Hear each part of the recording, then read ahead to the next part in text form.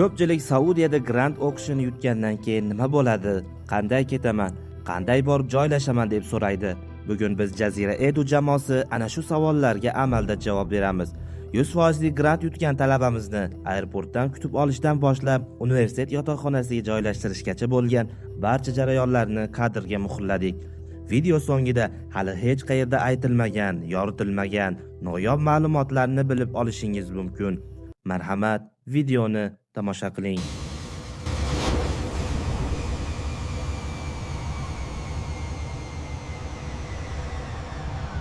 Safarimizni boshlab oldik. Bisha universitetiga qabul bo'lgan birodarimizni kutib olishlik uchun safarimizni boshladik inshaalloh. Mana shu mashina tayyor hozir safarga. Birodarlar bilan birinchi navbatda Madinadan Jidda aeroportiga borib, birodarimizni kutib olib, Jidda aeroportdan Xudo xolasa Bisha universitetiga olib borib, birodarimizni joylab kelamiz. غربة وأحلام وسفر وعيون بلل السهر وقلبي من يوم الفراق يكتب ويمحي في سطر غربة وأحلام وسفر وعيون بلل السهر. Mana do'stlar, biz Jidda shahriga yetib keldik. Jidda shahri bu Saudiya Arabistonidagi eng katta shaharlardan biri hisoblanadi. Saudiya Arabistoni iqtisodiyotining yuragi hisoblanadi. Bu shahar Qizil dengizni yonida joylashganligi uchun port shahar hisoblanadi va undan tashqari Saudiya Arabistonidagi eng katta aeroport aynan shu shaharda joylashgan. Va biz ham aynan shu aeroportga qo'nadigan talabani olishlik uchun keldik. Endi biroz vaqtimiz bo'lganligi uchun shu yerdamiz hozir. Biz hozir Jiddadagi Masjidur Rahma, ya'ni Rahmat masjidi oldiga yetib keldik. Samolyot qo'nishiga yana vaqt bor bo'lganligi uchun biroz shu yerda dam olib turishlikni ma'qul ko'rdik. Bu masjid ko'rishingiz mumkin. Qizil dengizini bo'yida joylashgan masjid ekan. Dengiz ustiga qurilgan masjid ekan. Saudiyada grant yutgan talabalarni kelish jarayoni haqida qisqacha aytib beradigan bo'lsam, o'zi odatda Saudiya grantlar talabani bordi keldi biletlarini olib berishadi. Ko'p universitetlar birinchi marta kelayotganda ham biletlarni o'zlari olib berishadi. Ba'zi universitetlar talabaga bilet o'zing olib kelgandan keyin pulni beramiz deydi. Bu hozirgi talabamiz kabi. Bu talabamizga Bisha shahriga bilet olishimiz kerak edi, ammo to'g'ri reyslar yo'q bo'lganligi uchun Jidda shahriga sotib oldik. Keyin Jidda shahridan ichki reys orqali Bisha shahriga bilet sotib olishimiz kerak edi. Ammo talabamizni otasining iltimosiga ko'ra hali Bisha shahrida o'zbek talabalar yo'q bo'lganligi uchun joylashish, registratsiya jarayonlari qiyin bo'lmasligi uchun o'zimiz olib borib joylashtirishga qaror qildik. Endi o'zi aslida biz Saudiya Arabistoni universitetlariga hujjat topshirish bilan shug'ullanamiz. Agarda sizni qanaqadir tanishlaringiz yo'q bo'ladigan bo'lsa, Saudiya Arabistoniga qabul bo'ladigan bo'lsangiz, bemalol pastdagi telegramlariga yozib aloqaga chiqsangiz, inshaalloh sizni ham olib borib joylashtirib qo'yamiz inshaalloh. Hozir samolyot qo'nadigan vaqt bo'lib qoldi. Ana endi sekin-asta aeroportga boraversak ham bo'ladi. Assalomu alaykum va rahmatullohi va barakatuh. Va alaykum assalom va rahmatulloh. Birodar, yaxshimisiz? Yaxshi kelib oldingizmi? Ha, o'ynashga alhamdulillah. Qiyinchiliklar bo'lmadimi? Yo'q, qiyinchiliklar bo'lgan yo'q. Alloh taolo muborak qilsin. Alloh taolo o'zi foydali ilmlar bersin. Xayrli bo'lsin.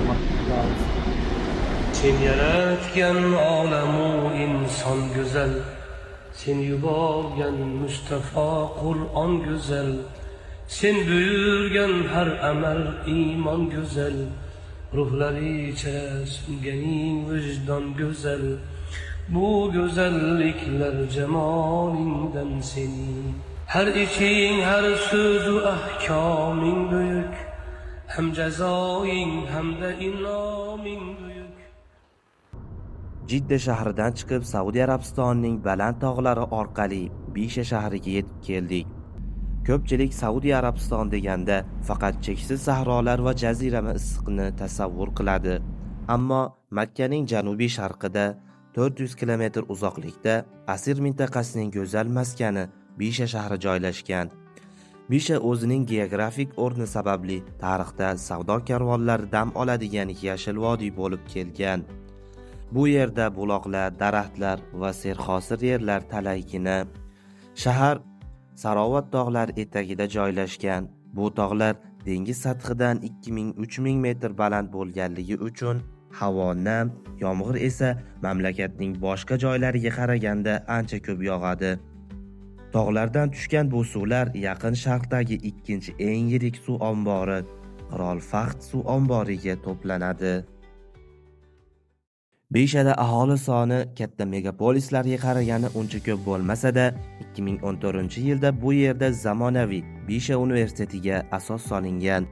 Bugungi kunda universitetda 14 ta fakultet bo'lib, 17 mingdan ortiq talaba tahsil oladi. Universitet yangi bo'lgani uchun binolar, laboratoriya va kutubxonalar eng so'nggi texnologiyalar bilan jihozlangan.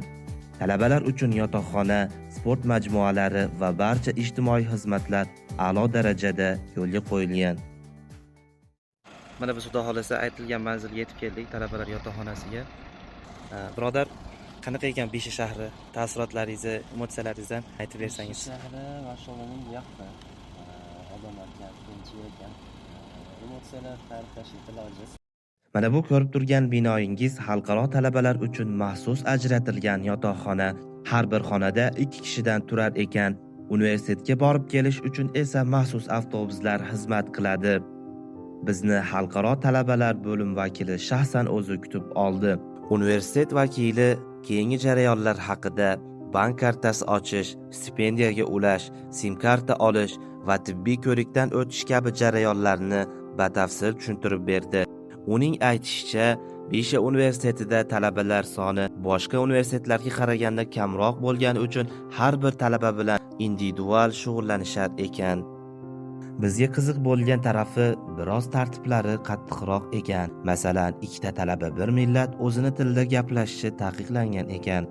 Faqat arab tilida gaplashish kerak. Shuningdek, soat 11 dan keyin ko'chaga chiqish taqiqlanadi ekan. Bunday tartiblarni Saudiya Arabistonining boshqa universitetlarida eshitmagan edik. Qabul vakili bizni xonasida kutib oldi. Taxminan 15 daqiqacha suhbat qildik va universitet haqida ko'plab kerakli ma'lumotlarni aytib o'tdi. Ushbu suhbat jarayonini yozib olganman. Qiziq bo'lsa, batafsil holatda Telegram kanalga tashlayman. Telegram kanaldan kirib ko'rib olishingiz mumkin. Agar siz Saudiya Arabistonidagi universitetlarga, shuningdek ushbu universitetga hujjat topshirmoqchi bo'lsangiz, hujjatlarni yig'ishdan boshlab topshirib berish, viza olish, universitetga joylashgacha bo'lgan barcha bosqichlarda Jazira Edu jamoasi sizga yordam beradi.